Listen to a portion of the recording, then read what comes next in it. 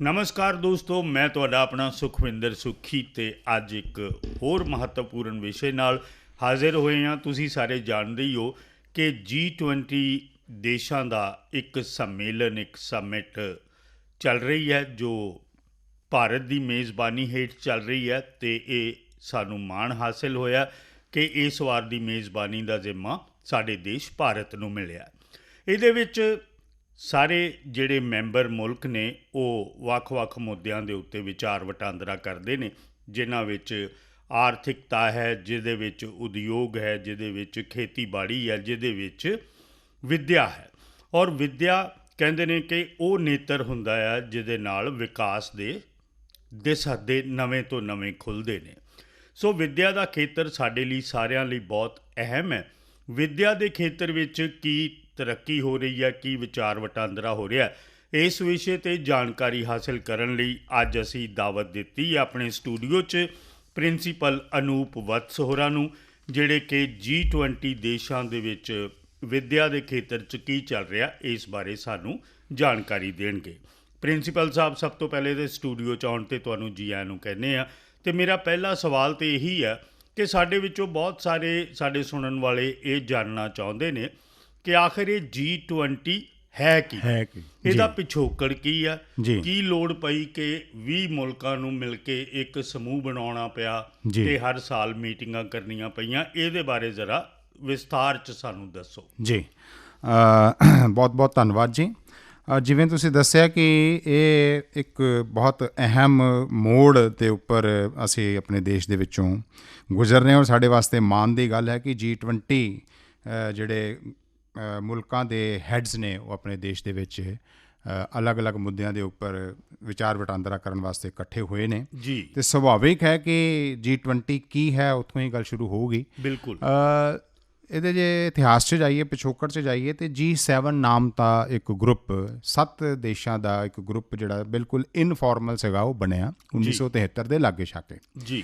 ਔਰ ਉਹ ਜਿਹੜੇ G7 ਦੇਸ਼ ਜਿਹੜੇ ਉਸ ਗਰੁੱਪ 'ਚ ਸ਼ਾਮਿਲ ਸੀਗੇ, ਉਹ 'ਚ Canada, France, UK, Japan, Italy, US ਔਰ ਜਰਮਨ ਸੀਗੇ ਜੀ, ਜਿਨ੍ਹਾਂ ਨੇ ਉਸ ਟਾਈਮ ਇਹ ਇੱਕ ਫਰੈਂਡਲੀ ਜਿਹਾ ਮਾਹੌਲ ਬਣਾਉਣ ਵਾਸਤੇ ਔਰ ਆਪਸ ਦੇ ਵਿੱਚ ਦੁਨੀਆ ਨੂੰ ਬਿਹਤਰ ਬਣਾਉਣ ਵਾਸਤੇ ਕੀ ਸਹਿਯੋਗ ਕਰ ਸਕਦੇ ਉਹਦੇ ਵਾਸਤੇ ਗਰੁੱਪ ਖੜਾ ਕੀਤਾ ਜੀ। ਲੇਕਿਨ ਵਿਦ ਪੈਸੇਜ ਆਫ ਟਾਈਮ, ਜਿਵੇਂ ਜਿਵੇਂ ਗਲੋਬਲਾਈਜੇਸ਼ਨ ਵੱਲ ਅਸੀਂ ਵਧੇ, ਵੈਸ਼ਵੀਕਰਨ ਵੱਲ ਵਧੇ, ਇਹ ਮਹਿਸੂਸ ਕੀਤਾ ਗਿਆ ਕਿ ਦੇਸ਼ਾਂ ਦੀ ਨਿਰਭਰਤਾ ਦੂਸਰੇ ਦੇਸ਼ਾਂ ਦੇ ਉੱਪਰ ਵੀ ਵੱਧ ਰਹੀ ਹੈ। ਬਿਲਕੁਲ। ਔਰ ਇੱਕ ਦੇਸ਼ ਭਾਵੇਂ ਕਿੰਨਾ ਵੀ ਸੁਰੱਖਿਅਤ ਹੋਵੇ, ਕਿੰਨਾ ਵੀ ਸ਼ਕਤੀਸ਼ਾਲੀ ਹੋਵੇ, ਕਿੰਨਾ ਵੀ ਸક્ષਮ ਹੋਵੇ, ਆਪਣੇ ਬੂਤੇ 'ਤੇ ਸ਼ਾਇਦ ਉਨੀ ਤਰੱਕੀ ਔਰ ਉਨਾ ਲੀਡਰਸ਼ਿਪ ਨਹੀਂ ਦੇ ਸਕਦਾ ਦੂਸਰੀ ਦੁਨੀਆ ਨੂੰ, ਜਦ ਤੱਕ ਕਿ ਉਹ ਬਾਕੀ ਮੁਲਕਾਂ ਦੇ ਨਾਲ ਨਾ ਮਿਲੇ ਜੀ। ਔਰ ਖਾਸ ਕਰਕੇ ਉਸ ਟਾਈਮ ਕੁਛ ਇਸ ਤਰ੍ਹਾਂ ਦੇ ਅੰਤਰਰਾਸ਼ਟਰੀ ਪੱਧਰ 'ਤੇ ਝਟਕੇ ਲੱਗੇ, ਆਰਥਿਕ ਮੰਦੀਆਂ ਦੇ ਦੌਰ ਆਏ ਜੀ, ਜਿਸ ਕਰਕੇ ਮਹਿਸੂਸ ਕੀਤਾ ਗਿਆ ਕਿ G7 ਨੂੰ ਥੋੜ੍ਹਾ ਜਿਹਾ ਐਕਸਪੈਂਡ ਕਰਨ ਦੀ ਲੋੜ ਹੈ। ਬਿਲਕੁਲ। ਔਰ ਉੱਥੋਂ ਹੀ 1999 ਦੇ ਵਿੱਚ ਇਹ G20 ਦੀ ਨੀਂਹ ਰੱਖੀ ਗਈ। G20 ਤੋਂ ਭਾਵ ਹੈ ਕਿ ਇਹਦੇ ਵਿੱਚ 19 ਤਾਂ ਦੇਸ਼ ਨੇ ਜਿਹੜੇ ਕਿ ਇੰਡੀਵਿਜੂਅਲ ਕਪੈਸਿਟੀ ਦੇ ਵਿੱਚ ਇਹਦੇ ਸ਼ਾਮਿਲ ਨੇ ਜੀ, ਔਰ 20ਵਾਂ ਜਿਹੜਾ ਹੈ ਉਹ ਯੂਰੋਪੀਅਨ ਯੂਨੀਅਨ, ਜਿਹਦੇ ਵਿੱਚ ਲਗਭਗ 27 ਦੇਸ਼ ਨੇ, ਉਹ ਇੱਕ ਗਰੁੱਪ ਦੇ ਤੌਰ 'ਤੇ ਇਹਦਾ ਇੱਕ ਮੈਂਬਰ ਹੈ। ਅਤੇ G20 ਦੇ ਵਿੱਚ ਇਹ ਇੱਕ ਬਾਡੀ ਹੈ G20 ਗਰੁੱਪ ਦੀ, G20 ਦੇਸ਼ਾਂ ਦੀ, ਜਿਹਦੇ ਵਿੱਚ ਇੱਕ ਕਾਮਨ ਅੰਡਰਸਟੈਂਡਿੰਗ ਹੈ ਕਿ ਅੰਤਰਰਾਸ਼ਟਰੀ ਪੱਧਰ 'ਤੇ ਆਰਥਿਕ ਮੁੱਦੇ, ਆਰਥਿਕ ਸਥਿਰਤਾ ਨੂੰ ਕਿਵੇਂ ਬਹਾਲ ਕਰਨਾ ਹੈ, ਫਾਈਨੈਂਸ਼ੀਅਲ ਚੈਲੰਜਿਸ ਹੈ ਉਹਨਾਂ ਨੂੰ ਕਿਵੇਂ ਬਹਾਲ ਕਰਨਾ ਹੈ, ਔਰ ਵਿਦ ਪੈਸੇਜ ਆਫ ਟਾਈਮ ਇਹਦੀ ਬਰੋਡ ਬੇਸਿੰਗ ਹੁੰਦੀਗੀ, ਉਹਦੀ ਗੱਲ ਆਪਾਂ ਅੱਗੇ ਕਰਾਂਗੇ ਜੀ। ਬਿਲਕੁਲ। ਪ੍ਰਿੰਸੀਪਲ ਸਾਹਿਬ, ਮੇਰਾ ਅਗਲਾ ਸਵਾਲ ਇਹ ਹੈ ਕਿ 1999 ਤੋਂ ਇਹ ਸੰਸਥਾ ਬਣੀ ਜੀ, ਇੰਨੇ ਜ਼ਿਆਦਾ ਮੁਲਕ ਇਕੱਠੇ ਹੋਏ ਔਰ ਇੱਕ ਦੂਸਰੇ ਦਾ ਸਹਿਯੋਗ ਕਰ ਰਹੇ ਨੇ, ਕਿ ਵਾਕਿਆ ਹੀ ਇਸ ਸਮੂਹ ਦਾ ਬਾਕੀ ਦੇ ਦੇਸ਼ਾਂ ਨੂੰ ਜਾਂ ਮੈਂਬਰ ਦੇਸ਼ਾਂ ਨੂੰ ਕੋਈ ਫਾਇਦਾ ਹੋਇਆ ਜੀ? ਇਹ ਗੱਲ ਬਿਲਕੁਲ ਠੀਕ ਹੈ ਜੀ। ਜਦ ਇਹ ਬਣਾਈ ਗਈ ਸੀ, ਇਸ ਓਬਜੈਕਟਿਵ ਨੂੰ ਰੱਖ ਕੇ ਬਣਾਈ ਗਈ ਸੀਗੀ ਕਿ ਨਾ ਕੇਵਲ ਇਸ 20 ਮੁਲਕਾਂ ਦੇ ਆਪਸ ਦੇ ਵਿੱਚ ਦੋਸਤਾਨਾ ਸੰਬੰਧ ਹੋਣ, ਇੱਕ ਦੂਜੇ ਦਾ ਸਹਿਯੋਗ ਕਰਨ, ਇੱਕ ਦੂਸਰੇ ਨੂੰ ਫਾਇਦਾ ਪਹੁੰਚਾਉਣ, ਬਲਕਿ ਪੂਰੀ ਦੁਨੀਆ ਨੂੰ ਜੀ। ਕਿਉਂਕਿ ਇਹ ਜਿਹੜਾ G20 ਗਰੁੱਪ ਹੈ ਉਹ ਲਗਭਗ ਦੁਨੀਆ ਦੀ 2/3 ਜਿਹੜੀ ਜਨਸੰਖਿਆ ਉਹਦਾ ਪ੍ਰਤੀਨਿਧਿਤਵ ਕਰਦਾ ਹੈ। ਬਿਲਕੁਲ ਇਹਦੀ ਦੁਨੀਆ ਦੀ 80% ਜਿਹੜੀ GDP ਹੈ ਉਹ ਉਹਨਾਂ ਦਾ ਪ੍ਰਤੀਨਿਧਿਤਵ ਕਰਦਾ ਹੈ ਜੀ ਤੇ ਲਗਭਗ 70 ਜਾਂ 75% ਜਿਹੜਾ ਵਪਾਰ ਹੈ ਦੁਨੀਆ ਦਾ ਜੀ ਉਹ G20 ਦੇ ਮੁਲਕ ਕਰਦੇ ਨੇ। ਹੂੰ ਔਰ ਇਸ ਕਰਕੇ 1999 ਤੋਂ ਲੈ ਕੇ ਅੱਜ ਤੱਕ ਦੀ ਜੇ ਅਸੀਂ ਦੇਖੀ ਸ਼ੁਰੂ ਦੇ 10 ਸਾਲ ਛੱਡਦੇ ਹੀ ਹੈ ਜੀ ਉਹਦੇ ਵਿੱਚ ਜੋ ਗਤੀਵਿਧੀਆਂ G20 ਮੁਲਕਾਂ ਦੇ ਔਰ ਇਸ ਬੈਨਰ ਦੇ ਹੇਠਾਂ ਹੋਈ ਹੈ ਉਹ ਬਹੁਤ ਜ਼ਿਆਦਾ ਫਾਇਦੇਮੰਦ ਰਹੀਆਂ ਨੇ। ਜੀ ਔਰ ਚਾਹੇ ਉਹ ਮੁਲਕ ਛੋਟੇ ਸੀ ਚਾਹੇ ਵੱਡੇ ਸੀਗੇ, ਕੁਝ ਦੇਸ਼ਾਂ ਨੇ ਇਹਦਾ ਜ਼ਿਆਦਾ ਫਾਇਦਾ ਚੱਕਿਆ ਹੈ, ਲੇਕਿਨ ਆਪਾਂ ਬਰੋਡਲੀ ਕਹਿ ਸਕਦੇ ਹਾਂ ਕਿ ਬਹੁਤ ਵੱਡੇ ਪੱਧਰ ਤੇ ਜੇ ਨਹੀਂ ਵੀ ਸਹਿਯੋਗ ਹੋਇਆ ਤਾਂ ਲੇਕਿਨ ਫਿਰ ਵੀ ਇੱਕ ਆਸ, ਇੱਕ ਸੁਪਨਾ ਜਿਹੜਾ ਹੈਗਾ ਜਿਹੜਾ ਵਧੀਆ ਕਿਸਮ ਦਾ ਦੁਨੀਆ ਬਣਾਉਣ ਦਾ, ਉਹਦੇ ਵਿੱਚ ਇਸ ਨੇ ਆਪਣਾ ਫੈਸਲਾ ਕੁਨ ਰੋਲ ਜੇ ਹੋਰ ਅਦਾ ਨਹੀਂ ਤੇ ਕੀਤਾ ਘੱਟੋ ਘੱਟ ਇੱਕ ਵਿਜ਼ਨ, ਇੱਕ ਨਜ਼ਰੀਆ ਨਵਾਂ ਡਿਵੈਲਪ ਕਰਨ ਦੇ ਵਿੱਚ ਡਿਵੈਲਪ ਕਰਦਾ ਹੈ ਜੀ। ਸੋ ਮੇਰਾ ਅਗਲਾ ਸਵਾਲ ਇਹ ਹੈ ਕਿ ਹੁਣ ਵਿੱਦਿਆ ਦੇ ਖੇਤਰ ਦੀ ਗੱਲ ਕੀਤੀ ਜਾਏ ਤਾਂ ਵਿੱਦਿਆ ਦੇ ਖੇਤਰ ਨਾਲ ਜੁੜੇ ਮਾਹਿਰ ਜੀ ਤੇ ਬਾਕੀ ਸਾਰੇ ਦੇਸ਼ਾਂ ਦੇ ਜਿਹੜੇ ਮੈਂਬਰਾਨ ਨੇ ਉਹ ਮਿਲ ਬੈਠ ਕੇ ਸਲਾਹ ਮਸ਼ਵਰੇ ਕਰ ਰਹੇ ਨੇ ਜੀ ਕਿ ਵਿੱਦਿਆ ਦੇ ਖੇਤਰ ਵਿੱਚ ਤਰੱਕੀ ਕਿਵੇਂ ਕੀਤੀ ਜਾਏ। ਜੀ ਵਿੱਦਿਆ ਦੇ ਖੇਤਰ ਦੀ ਗੱਲ ਕਰੀਏ ਤਾਂ ਹਰੇਕ ਕੰਟਰੀ ਦਾ ਆਪਣਾ ਆਪਣਾ ਸਟਾਈਲ ਹੈ, ਆਪੋ ਆਪਣਾ ਪੈਟਰਨ ਆ। ਜਿੱਦਾਂ ਭਾਰਤ ਦੀ ਗੱਲ ਕਰੀਏ ਤਾਂ ਸਾਡਾ ਪ੍ਰਾਚੀਨ ਸਟਾਈਲ ਰਿਹਾ ਹੈ ਕਾਫੀ, ਤੇ ਬਹੁਤ ਸਾਰੇ ਦੇਸ਼ ਐਸੇ ਨੇ ਜਾਪਾਨ ਵਰਗੇ ਜਿਨ੍ਹਾਂ ਦਾ ਬਹੁਤ ਐਡਵਾਂਸ ਮਾਡਲ ਹੈ ਐਜੂਕੇਸ਼ਨ ਦਾ। ਜੀ ਜੀ ਸੋ ਇਹਦੇ ਵਿੱਚ ਕਿਵੇਂ ਇੱਕ ਬੈਲੈਂਸ ਬਣਾਉਣ ਦੀ ਕੋਸ਼ਿਸ਼ ਕੀਤੀ ਜਾ ਰਹੀ ਹੈ ਜਾਂ ਇਹਦੇ ਵਿੱਚ ਹੋਰ ਕੀ ਡਿਵੈਲਪਮੈਂਟ ਹੋ ਰਹੀ ਹੈ? ਜੀ ਇਹ ਬਹੁਤ ਅੱਛਾ ਸਵਾਲ ਕੀਤਾ ਜੀ। ਨਾ ਕੇਵਲ ਵਿੱਦਿਆ ਬਲਕਿ ਜਿਹੜਾ ਕੋਵਿਡ ਦਾ ਇੱਕ ਸਮਾਂ ਦੁਨੀਆ ਨੇ ਦੇਖਿਆ ਹੈ ਜੀ 2020 ਦੇ ਵਿੱਚ, ਔਰ ਉਹਦੇ ਬਾਅਦ ਸੈਕਿੰਡ ਵੇਵ, ਥਰਡ ਵੇਵ, ਉਸ ਦੇ ਬਾਅਦ ਇਹ ਮਹਿਸੂਸ ਕੀਤਾ ਗਿਆ ਕਿ ਪੂਰੀ ਦੁਨੀਆ ਦੀ ਚਾਹੇ ਵਿੱਦਿਆ ਹੈ, ਚਾਹੇ ਐਗਰੀਕਲਚਰ ਹੈ ਜਾਂ ਐਂਟਰਪ੍ਰਾਈਜ਼ ਹੈ, ਟ੍ਰੇਡ ਹੈ, ਵਪਾਰ ਹੈ, ਉਹਨੂੰ ਚਲਾਉਣ ਵਾਸਤੇ ਕੁਝ ਨਵੇਂ ਤਰੀਕਿਆਂ ਦਾ ਇਜਾਦ ਹੋਣਾ ਲਾਜ਼ਮੀ ਹੈ। ਜੀ ਉਹ ਗੱਲ ਵਿੱਦਿਆ ਦੇ ਖੇਤਰ ਦੇ ਉੱਪਰ ਵੀ ਲਾਗੂ ਹੁੰਦੀ ਹੈ। ਬਿਲਕੁਲ ਬੇਸ਼ੱਕ ਹਰ ਕੰਟਰੀ ਦਾ ਹਰ ਰੀਜਨ ਦਾ ਇੱਕ ਆਪਣਾ ਮਾਡਲ ਹੈ ਐਜੂਕੇਸ਼ਨ ਦਾ, ਲੇਕਿਨ ਇੱਕ ਤਾਂ ਇੰਟਰਡਿਪੈਂਡੈਂਸ ਬਹੁਤ ਜ਼ਿਆਦਾ ਹੈ। ਜੀ ਔਰ ਜੋ ਅਸੀਂ ਕੋਵਿਡ ਤੋਂ ਸਿੱਖਿਆ ਹੈ ਉਸ ਨੂੰ ਲਾਗੂ ਕਰਨ ਵਾਸਤੇ ਲਗਭਗ ਇੱਕ ਨਵਾਂ ਮਾਡਲ ਤਿਆਰ ਕਰਨ ਦੀ ਲੋੜ ਹੈ, ਜਿਹਨੂੰ ਯੂਨੀਫਾਰਮਲੀ ਇੰਪਲੀਮੈਂਟ ਕਰਨ ਦੀ ਲੋੜ ਹੈ ਪੂਰੀ ਦੁਨੀਆ ਦੇ ਵਿੱਚ। ਜੀ ਇਸ ਕਰਕੇ ਇਹ G20 ਜਿਹੜਾ ਸਮਿਟ ਹੁਣ ਭਾਰਤ ਦੇ ਵਿੱਚ ਹੋ ਰਿਹਾ, ਉਸ ਦੇ ਵਿੱਚ ਜਿਹੜੇ ਨਵੇਂ ਚੈਲੰਜਸ ਐਜੂਕੇਸ਼ਨ 'ਚ ਆਈਆਂ, ਨਈ ਜਿਹੜੀਆਂ ਓਪਰਚੁਨਿਟੀਜ਼ ਆਈਆਂ ਹੈਗੀਆਂ, ਉਹਨੂੰ ਪੂਰੀ ਦੁਨੀਆ 'ਚ ਕਿਵੇਂ ਅਸੀਂ ਇੰਪਲੀਮੈਂਟ ਕਰ ਸਕਦੇ ਹਾਂ, ਉਹਦੇ ਵਾਸਤੇ ਬਹੁਤ ਅਹਿਮ ਭੂਮਿਕਾ ਇਸ G20 ਸਮਿਟ ਦੀ ਹੈ ਔਰ ਬਹੁਤ ਅੱਛੀਆਂ ਡਿਲੀਬਰੇਸ਼ਨਸ ਹੋ ਰਹੀਆਂ ਨੇ।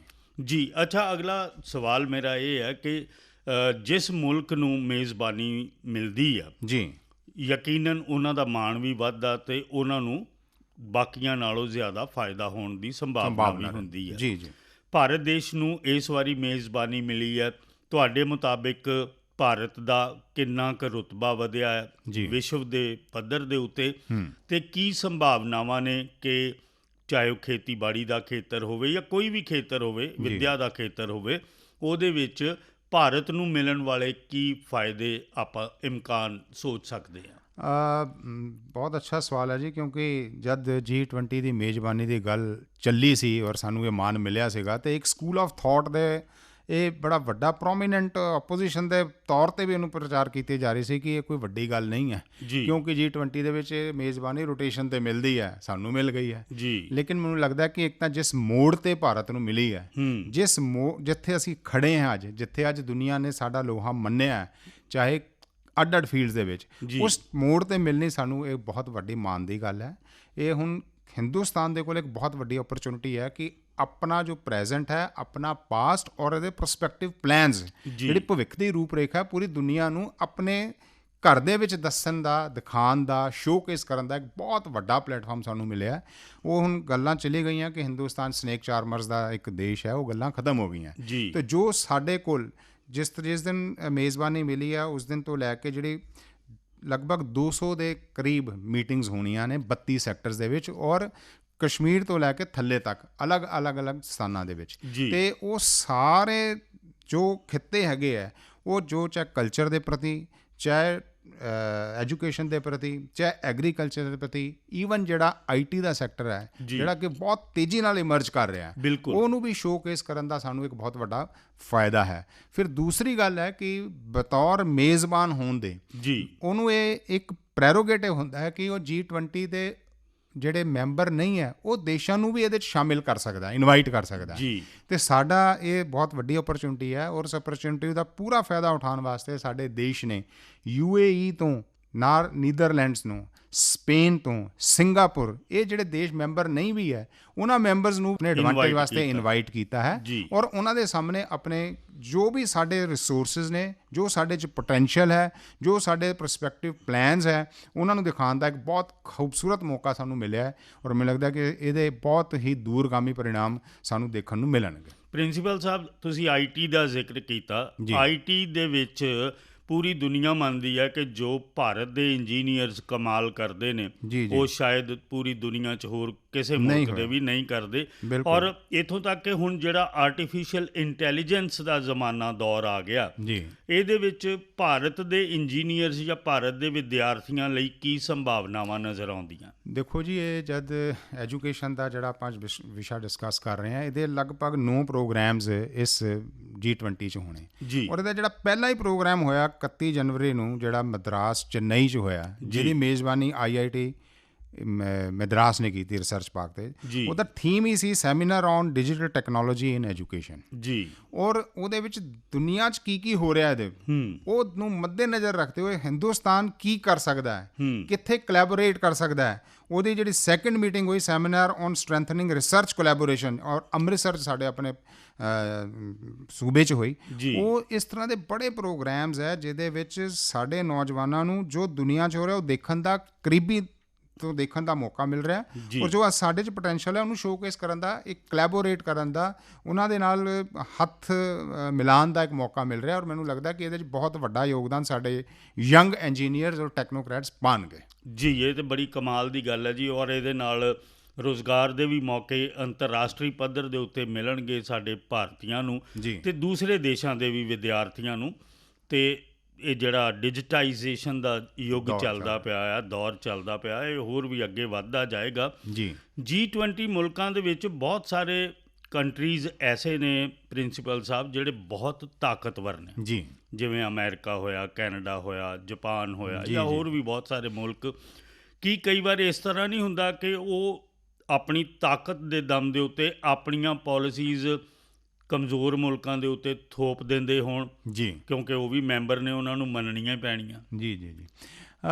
ਦੇਖੋ, ਇੱਕ ਤਾਂ ਇਹ ਹੈ ਕਿ ਇਹ ਜਿਹੜਾ G20 ਗਰੁੱਪ ਹੈ ਬੇਸਿਕਲੀ ਇਹ ਇੱਕ ਇਨਫੋਰਮਲ ਗਰੁੱਪ ਹੈ ਇਹਦਾ ਕੋਈ ਹੈੱਡਕੁਆਟਰ ਨਹੀਂ ਹੈ ਇਹਦੀ ਕੋਈ ਬਾਈ ਐਂਡ ਲਾਰਜ ਕੋਈ ਪੋਲਿਸੀਜ਼ ਇੱਦਾਂ ਦੀ ਨਹੀਂ ਹੈ। ਇਹ ਹਰ ਸਾਲ ਮਿਲਦੇ ਆ, ਹਰ ਸਾਲ ਸਮਿਟ ਜਿਸ ਮੁਲਕ 'ਚ ਹੁੰਦਾ ਉੱਥੇ ਬੈਠ ਕੇ ਲੰਬੇ ਡਿਲੀਬਰੇਸ਼ਨਸ ਤੋਂ ਬਾਅਦ ਜਿਹੜਾ ਕੰਸੈਂਸਸ ਬਣਦਾ ਹੈਗਾ ਉਹੀ ਕੰਸੈਂਸਸ ਜਿਹੜਾ ਹੈਗਾ ਇੰਪਲੀਮੈਂਟ ਕਰਦੇ ਆ ਔਰ ਵਿਦ ਪੈਸੇਜ ਆਫ ਟਾਈਮ, ਜਿੱਦਾਂ ਪਹਿਲਾਂ ਸੇ ਫਾਈਨਾਂਸ ਔਰ ਇਕਨੋਮਿਕਸ ਤੱਕ ਲਿਮਿਟਡ ਸੀਗਾ, ਹੁਣ ਜਿਹੜੇ ਗਲੋਬਲ ਚੈਲੰਜਿਸ ਆ ਰਹੇ, ਚਾਹੇ ਕਲਾਈਮੇਟ ਚੇਂਜ ਦਾ ਹੈਗਾ, ਚਾਹੇ ਉਹ ਸਾਡੇ ਕੋਲ ਅਨਇੰਪਲੋਇਮੈਂਟ ਦਾ ਹੈ, ਚਾਹੇ ਸਾਡੇ ਕੋਲ IT ਇਨੋਵੇਸ਼ਨ ਰਿਸਰਚ ਦਾ ਹੈਗਾ, ਉਹਦੇ ਉੱਪਰ ਬੜੀ ਵਧੀਆ ਡਿਲੀਬਰੇਸ਼ਨਸ ਹੁੰਦੀਆਂ ਨੇ।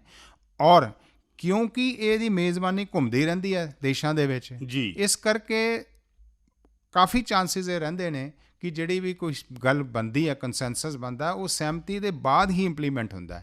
ਜਿਵੇਂ ਸਾਡੇ ਮੁਲਕ 'ਚ ਵੀ ਜਿਹੜਾ ਹੁਣ ਇਹ ਹੋ ਰਿਹਾ ਹੈ ਉਹ ਸੈਪਟੰਬਰ ਦੇ ਵਿੱਚ ਪ੍ਰਗਤੀ ਮੈਦਾਨ ਦੇ ਵਿੱਚ ਹੋਣਾ 9 ਔਰ 10 ਦਸੰਬਰ ਨੂੰ, ਲੇਕਿਨ ਉਸ ਤੋਂ ਪਹਿਲਾਂ ਇੱਕ ਮੀਟਿੰਗ ਜਿਹੜੀ ਹੈਗੀ ਹੈ ਸਾਰੇ ਕੰਟਰੀਜ਼ ਦੇ ਨੋਮੀਨੇਟਿਡ ਜਿਹੜੇ ਇਹਦੇ ਮੈਂਬਰਸ ਨੇ ਉਹਨਾਂ ਦੇ ਰਿਪਰੈਜ਼ੈਂਟੇਟਿਵ ਹੈੱਡ ਉਹਦੇ 'ਚ ਬੈਠ ਕੇ ਇਹਦੇ 'ਚ ਕੰਸੈਂਸਸ ਬਣਾ ਕੇ ਇੱਕ ਫਾਈਨਲ ਰੋਡ ਮੈਪ ਡਿਵੈਲਪ ਕਰਦੇ ਆ, ਜਿਹਦੇ ਵਿੱਚ ਸੰਭਾਵਨਾਵਾਂ ਇਹ ਰਹਿੰਦੀਆਂ ਨੇ ਕਿ ਸਾਰੇ ਦੇਸ਼ਾਂ ਦੇ ਵਿੱਚ ਇੱਕ ਆਪਸੀ ਤਾਲਮੇਲ ਔਰ ਇੱਕ ਬੈਲੈਂਸ ਬਣਾਉਣ ਦੀ ਕੋਸ਼ਿਸ਼ ਕੀਤੀ ਜਾਂਦੀ ਹੈ।